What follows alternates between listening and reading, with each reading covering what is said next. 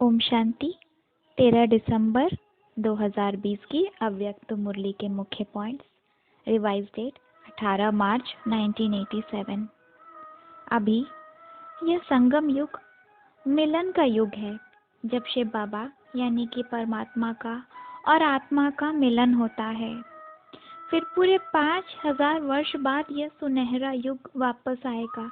इसलिए संगम युग को श्रेष्ठ ते श्रेष्ठ युग भी कहा गया है। तो आज बाबा माशूक बन हम आत्माएं जो उनके आशिक हैं, उनसे यह मिलन मनाने आए हैं।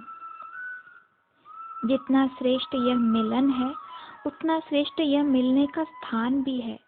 यहाँ मधुबन में जब हम बाबा से यह अव्यक्त मिलन मनाने आते हैं, तो जैसे हर लौकिक कार्य से मुक्त होते हैं, दिल में उमंग और उत्साह रहता है कि अभी आशिक और माशूक मिलने वाले हैं। लौकिक में भी जैसे आशिक और माशूक को मिलना होता है तो सागर किनारे या फिर किसी बगीचे को चुनते हैं, क्योंकि वहाँ एकांत होता है। वैसे ही यह भी जैसे एक गॉडली गार्डन है, जहाँ हर एक रूहानी फूल खिला हुआ है और हर एक अपनी खुशबू से सबको महका रहा है। इस मिलन में जैसे ज्ञान सागर की शक्ति की लहरें, स्नेह की लहरें हम आत्माओं को रिफ्रेश कर रही हैं। तो ये मधुबन में आना जैसे एक बाबा के प्यार में खो जाना जैसा अनुभव होता है। उनकी याद सहज ही अनुभव होती है। यहाँ याद की मेहनत नहीं करनी पड़ती। स्नेह की सबसे बड़ी निशानी यही है कि आशिक और माशूक एक दूसरे में खो जाते हैं, एक दूसरे में लीन हो जाना, एक दूसरे में समा जाना, एक बाप के स्नेह में समा जाना, अर्थात उनके समान हो जाना, बाबा के रंग में रंग जाना। बाबा ने आज सच्चे आशिक की 3 निशानियां बताई हैं। पहली निशानी है एक माशूक से ही सर्व संबंधों की अनुभूति करना। बाबा मेरा बाप भी है, बंधु भी है, बच्चा भी है, सखा भी है। सारे संबंध जैसे एक बाबा से अनुभव हों। बाबा से ही सर्व संबंध हो और सही समय पर सही संबंध की अनुभूति हो। भोजन करते वक्त बाबा के साथ माँ का संबंध, कि बाबा माँ बनकर मुझे अपने हाथों से खाना खिला रहे हैं। जब कोई सूक्ष्म या स्थूल वस्तु की आवश्यकता हो तो बाबा से बाप का संबंध, बाबा पिता बनकर मुझे उसकी प्राप्ति करा रहे हैं। जब कोई बात शेयर करनी हो तो एक परम मित्र के जैसे मैं आत्मा अपनी सारी बातें बाबा के साथ शेयर कर रही हूँ। ऐसे ही एक बाबा ही संसार मेरा, उनके साथ ही मेरे सारे संबंध। ऐसा अनुभव अगर हो तो कहते हैं दिल का प्यार है। जहाँ दिमाग से प्यार किया जाए तो उसमें मेहनत लगती है और उसमें संतुष्टता भी कम होती है। दिल के प्यार में संपूर्ण संतुष्टता मिलती है। सच्चे आशिक की दूसरी निशानी है कि वह बाबा से हर संबंध निभाते हुए उनकी प्राप्ति की खुशी में रहेंगे। बाबा बाप बना तो उनके वर्षे की प्राप्ति हुई, माँ बना तो स्नेह लाड की प्राप्ति हुई, भाई बना तो सुरक्षा की प्राप्ति हुई, मित्र बना तो एक सहयोगी की प्राप्ति हुई।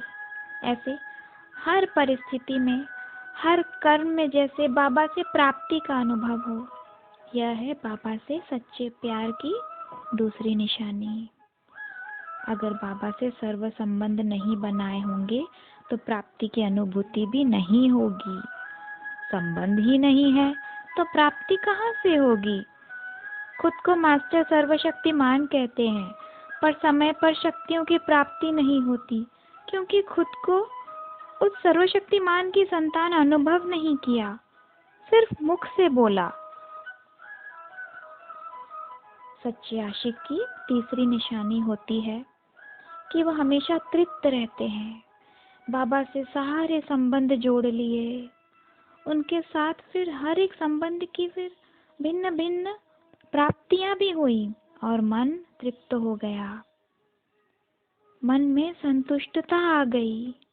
ऐसे आशिक कहीं भी चले जाएं, कैसी भी परिस्थिति हो, वायुमंडल हो, सेवा के संगठन हो, वह हमेशा तृप्त रहेंगे। वे हद के नाम मान शान की इच्छाओं से मुक्त रहेंगे। बाप दादा कह रहे हैं कि ऐसी तृप्त आत्माएं बहुत कम होती हैं। वे एक रोटी में भी तृप्त रहेंगे, 36 प्रकार के भोजन में भी तृप्त रहेंगे। तो आज बाप दादा कह रहे हैं अपनी चेकिंग करो। सच्चे आशिक हो, सच्चे आशिक के दृष्टि में भी माशूक, वृत्ति में भी माशूक, और उनकी सृष्टि ही माशूक होती है। आज वरदान में बाबा ने कहा, सदा श्रेष्ठ और नए प्रकार की सेवा द्वारा वृद्धि करने वाले सहज सेवाधारी भव। इसका स्पष्टीकरण है, संकल्पों द्वारा सेवा करना यह भी सेवा का श्रेष्ठ और नया तरीका है।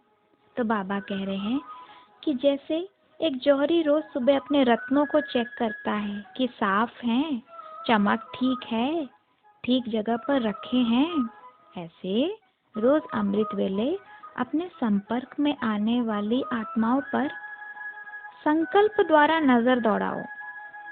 जितना आप उन्हों को संकल्प से याद करेंगे, उतना वह संकल्प उन्हों के पास पहुंचेगा।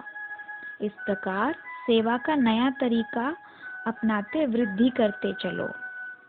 आपके सहज योग की सूक्ष्म शक्ति आत्माओं को आपकी तरफ स्वतः आकर्षित करेगी।